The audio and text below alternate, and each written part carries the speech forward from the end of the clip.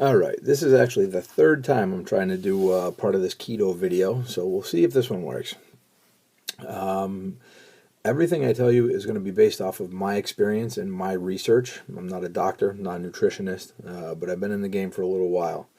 I love the ketogenic diet because it works fantastic for me. I have zero cravings once I'm pretty deep into ketosis. And to me, that's huge because if you can't stick to a diet for whatever reason, then it's not going to do you any good. It can be the greatest diet in the world, but you got to stick to it. So anyway, that's my little disclaimer. I'm going to be kind of quick with this, and I want to get right to the questions that I had on Facebook. So let's start off with number one. Can it help me lose weight? Yes, of course. That's why I do it. Initially, it's a lot of water weight. When you get rid of the carbs, you're losing about 2 molecules of water for every molecule of glycogen or gram or whatever. So that's where a lot of the weight comes from in the beginning, which is why it's so fast in the beginning. When the weight loss actually slows down to between a half a pound to 1 pound per week, that is perfect. That's exactly where you want to be. So don't get discouraged by that number. If you're not getting at least a half a pound to a pound, you better check your diet or exercise routine. And you might have to up a little bit of cardio or train a little harder or whatever. Should be pretty steady. Bigger people can probably even push that maybe 1.5 to 2 pounds per week, somewhere in there. But anyways, it should be very, very steady and very consistent.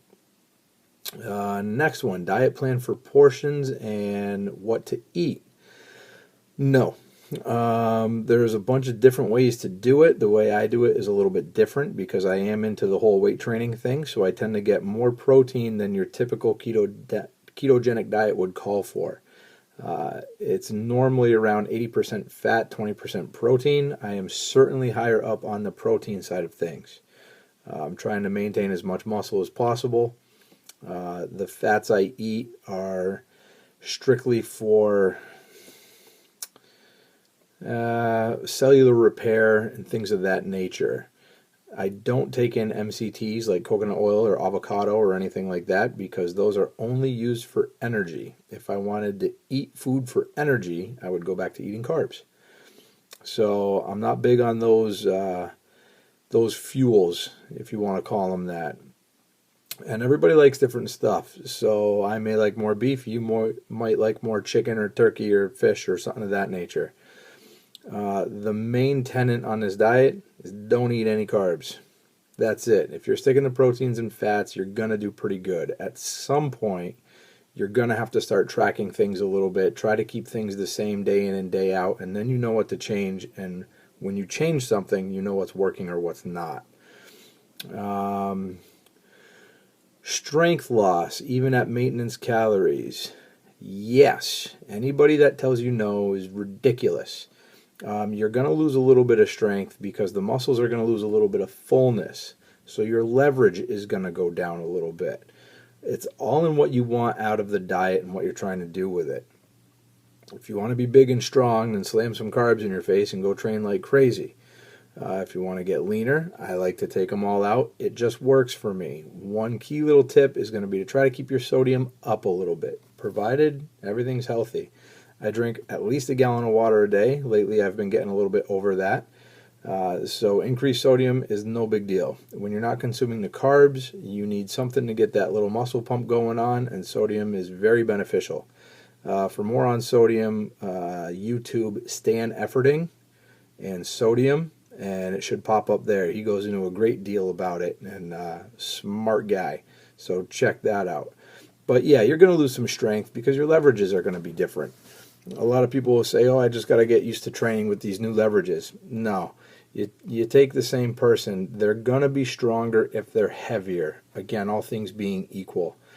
There's just no way around it. One of the biggest things in powerlifting, the old tenet says mass moves mass.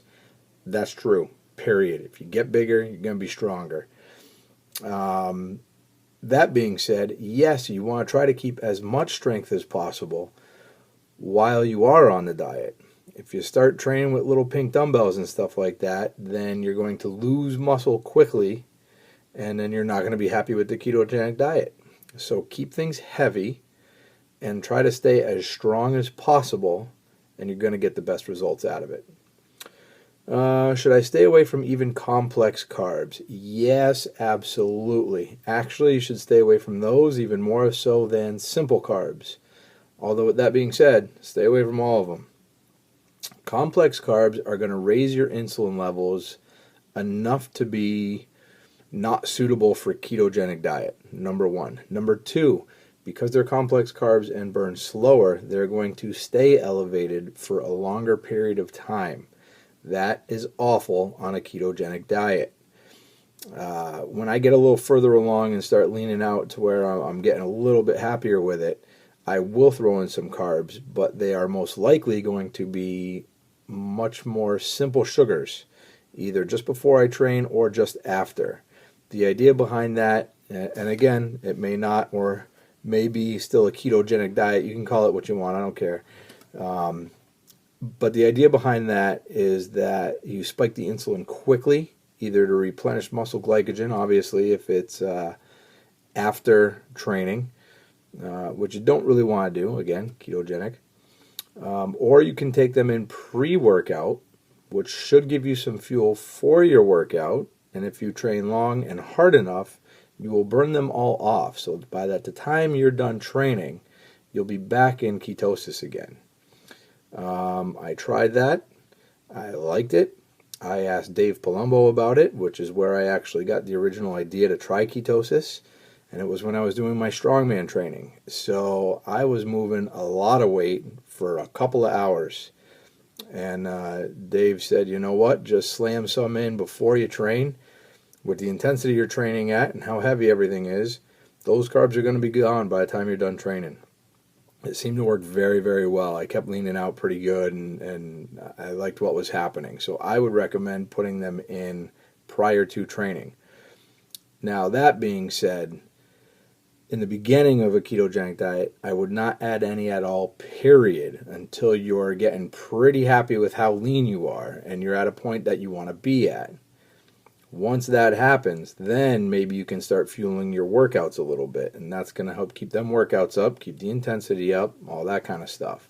Get it in beforehand, use it for fuel, then it's out of your system. You don't eat anymore. If it's a day off or whatever, you don't get any in, period. So those were all the questions that I had so far. I'm going to do another one on what I like to do for ketogenic diet. I will leave you with a couple of names that I get a lot of my information from. Number one, first and foremost, is Dave Palumbo. Check him out. Look into his diet. Yes, it's cookie cutter.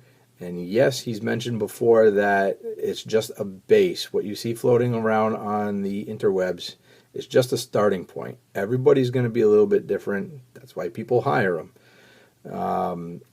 If you've been around the game long enough, you kind of know what things you need to change and what you don't. But anyways, Dave Palumbo, ketogenic diet, Google that. John Kiefer, Kiefer, came out with 2 books. One called Carb Night Solution. The other one was called Carb Backloading. He's got also some excellent ideas on the ketogenic diet and how to implement those carbs once you are deep into ketosis, when to do it, specific times, blah, blah, blah. Has a couple of PDFs and that kind of stuff out there, so check out John Kiefer. Finally, Mark Bell from Super Training Gym out in California. Mark Bell has run keto before very successfully. He is doing it again to lean up. He's lost a good amount of weight already. I know he's still going. If you follow him on YouTube, he's putting up a ton of content because he's currently doing that. So it's easy to roll out the content and different stuff. He just put up a ketogenic diet thing about the Super Bowl. I disagree with some of his ideas. He's okay, and it works for him. Fantastic. But he's okay with the avocados, the coconut oil, a little bit more cheese than I like to use, things of that nature. He's also much bigger, so he can probably get away with a lot of that stuff where you or I may not be able to. But check out Mark Bell. So I'm going to leave you guys with that. I'm going to hope this uploads, and I am going to do another one about my specific diet and some training points while on keto. Till then, peace.